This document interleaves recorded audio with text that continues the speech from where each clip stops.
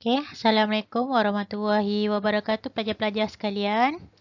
So hari ini kita sambung lagi penyelesaian masalah inventif iaitu bab 1. Tapi kita masuk kepada subtopik yang seterusnya iaitu 1.3 pencanggahan fizikal. Dan subtopik dia adalah 1.3.1 iaitu mengenal pasti dan menganalisis pencanggahan fizikal. Okey, kita masuk 1.3.1 iaitu mengenal pasti dan menganalisis pencanggahan fizikal. Okey, pertama sekali kamu kena faham apakah maksud pencanggahan fizikal. Ni maksud dia. Apa maksud pencanggahan fizikal? Okey, so pencanggahan fizikal ni adalah di mana keadaan yang berlawanan antara satu dengan yang lain yang diperlukan dalam sesuatu objek. So objek yang kita nak buat penambahbaikan ataupun kita nak buat inovasi, okey, kita kenal pasti dahulu parameter apa yang kita nak betulkan tu. Ataupun kita nak buat tambah baik itu. Okey. Contoh, pada gambar raja adalah sebuah meja. Okey, meja, parameter apa yang ada? So, dia ada meja. So, kita boleh kenal pasti parameter dia, saiz dia. Ni saiz. Saiz dia. Kemudian, kita boleh juga pencanggahan parameter dia dari segi berat dia. Ataupun dari segi tinggi dia. Okey, kalau dari segi saiz. Okey, saiz besar atau kecil. Besar ataupun kecil. Nipis ataupun tebal. Okey, nipis ataupun tebal. Okey, kemudian kita pergi pula kepada berat. Okey, berat iaitu beban. Beban. Ringan ataupun berat. Berat ataupun ringan. Okey, kemudian juga pada ketinggian. Ketinggian. So, apa parameter yang ada pada ketinggian? Tinggi ataupun rendah. Okey, tinggi ataupun rendah. So, yang ada dalam muka teks kamu pada muka surat 15 tu, kita ada parameter dan pencanggahan fizikal. So, inilah dia. Ni dia pencanggahan fizikal dia. Tapi, yang ada dalam buku teks tu, tak semestinya kamu guna yang tu. Okey, macam-macam lagi yang ada. Parameter yang lain pun ada. Contoh yang parameter lain yang ada, yang kita boleh buat ialah, contoh macam saiz besar kecil, nipis tebal. Okey, nipis tebal. Kemudian ada lagi parameter lain iaitu panas sejuk. Okey. So, parameter dan pencanggahan fizikal ni sebenarnya banyak. Tak semestinya kamu ikut yang dalam buku teks. So, dia tak terhad yang hanya yang ada dalam buku teks. Okey, boleh pelajar. Okey. Dalam kita nak mencipta, membuat satu inovasi kepada sesuatu produk. Okey. Okey, setelah kita buat proses sehingga 1.2 sebelum ni kita belajar 1.2.3 sehingga model fungsi sehingga analisis kesan dan akibat tu.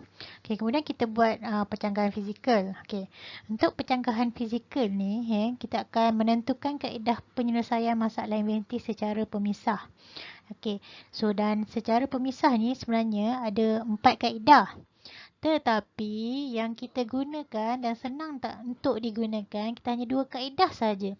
Iaitu kita guna sama ada pemisah ruang, so pemisah ruang ataupun pemisah masa. Okey, syarat dia, kalau kita buat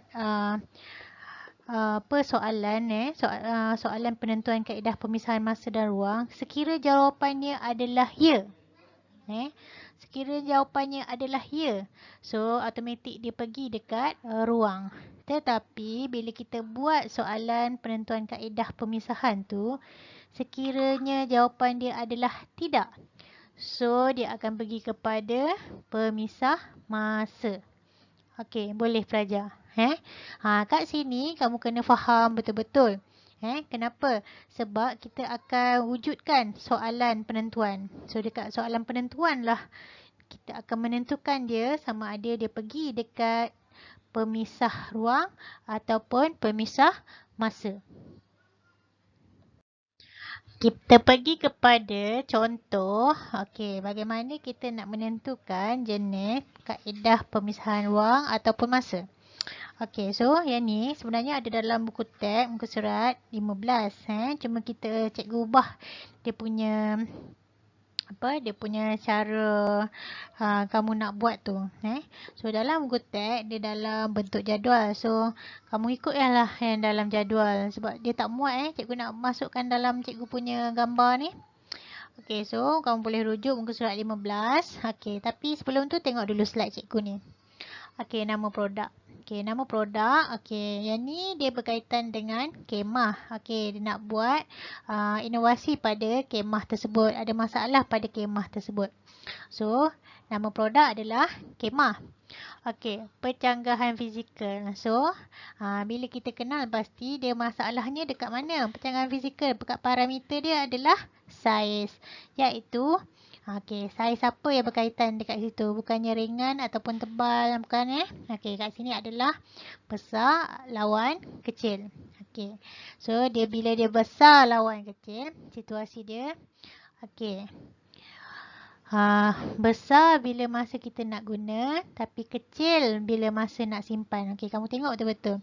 Dia kata besar bila masa nak guna, tetapi kecil bila masa nak simpan. Okey, kita tengok kat situ. Besar masa nak guna, kecil masa nak simpan. Okey, so dekat soalan penentuan, adakah kemah perlu besar? Okey, bila masa kita nak guna dan kecil masa kita nak simpan. Dan adakah dia berlaku pada masa yang sama? Okey, adakah dia berlaku pada masa yang sama? Okey, besar masa nak guna. Okey, itu masa kita nak guna. Tapi kecil masa kita nak simpan. Okey, so automatik dia pada masa yang sama ke? Atau pada masa yang berbeza? Okey, so ya ataupun tidak? Okey, so kalau dia adalah ya. Okey, ya. Okey, ya dia adalah ruang. Tapi kalau tidak, dia adalah masa. Okey, so bila dia kecil dan besar pada masa yang sama, so dia akan kata ya.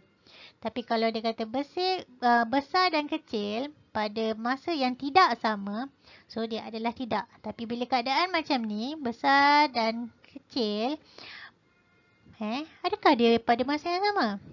Okey. So jawapannya tidak lah kan? Betul tak? Kenapa tidak? Sebab besar tu bila kita nak guna je. Kita nak guna je mestilah dia dalam keadaan yang besar. Betul tak? Tapi kecil tu kita nak simpan dia dalam keadaan yang kecil. So dia bukan pada masa yang sama. So dia adalah tidak. So bila dia tidak, dia adalah pemisahan masa. So dia adalah pemisahan masa. Okey. Boleh belajar. Okey. Okey, kita pergi pula kepada contoh yang kedua. Okey, nama produk dia adalah cawan. Okey, so bila cawan, pencanggahan fizikal dia adalah panas lawan sejuk. So panas lawan sejuk. Okey, situasi dia. Panas masa nak minum, sejuk masa nak pegang. Panas masa nak minum, sejuk masa nak pegang. Okey, soalan dia. Adakah cawan perlu panas dan sejuk pada masa yang sama? Okey, so kamu bayangkan kamu nak minum air panas. Air panas kamu nak minum ni. Tapi pada masa yang sama, kamu nak pegang dia. Betul tak? Tapi kamu nak pegang mesti dalam keadaan sejuk. Betul tak? So, adakah dia berlaku pada masa yang sama? Okey. Okey, cuba fikir. Adakah dia berlaku pada masa yang sama? So, jawapan dia mestilah ya. Betul tak? So, bila ya, dia adalah ruang. Okey. Betul tak? Okey. Ya, dia adalah ruang. Pemisahan ruang. Okey, tak cantik je aku tulis. Okey, boleh belajar. Kat sini faham tak? Okey, ini contoh yang ketiga pula. Okey. Nama dia, produk dia adalah kerusi. So, dekat sini, okey, pencanggahan fizikal dia adalah tinggi lawan rendah. Okey. So, dia berkaitan dengan ketinggian. So, ketinggian ada tak? Dalam buku teks ada. So, tinggi lawan lawan rendah. Okey, situasi dia. Kerusi perlu tinggi untuk pelajar yang tinggi dan perlu rendah untuk pelajar yang rendah. Kat sini kalau kamu tak boleh nak fikir, kamu istighfar banyak-banyak kali dekat situasi tu sebab situasi tu kita kena berkaitan dengan kita punya produk. Apa benda yang kita nak perbaiki kat situ. Situasi, kerusi perlu tinggi untuk pelajar yang tinggi dan perlu rendah untuk pelajar yang rendah. Okey. So, adakah kerusi perlu tinggi dan rendah pada masa yang sama? Okey, kat sini kena fikir. Adakah kerusi perlu tinggi dan rendah pada masa yang sama? Okey. Jawapan dia? Okey. So, jawapan dia adalah apa dia? Tidaklah. Kan? Betul tak? Tidak. Kenapa? Sebab untuk pelajar yang tinggi, mesti dah dia nak tinggi. Okey, tapi untuk pelajar yang rendah, dia nak rendah. Okey, betul tak? So, tinggi dan rendah tu, dia bukan berlaku pada masa yang sama. Kalau kita ada kerusi, satu kerusi. Untuk orang yang tinggi, dia akan laraskan. Kita akan laraskan dia kepada, kita akan tinggikan dia. Tapi untuk pelajar yang rendah, orang rendah pula datang duduk kursi yang sama. Okey. So,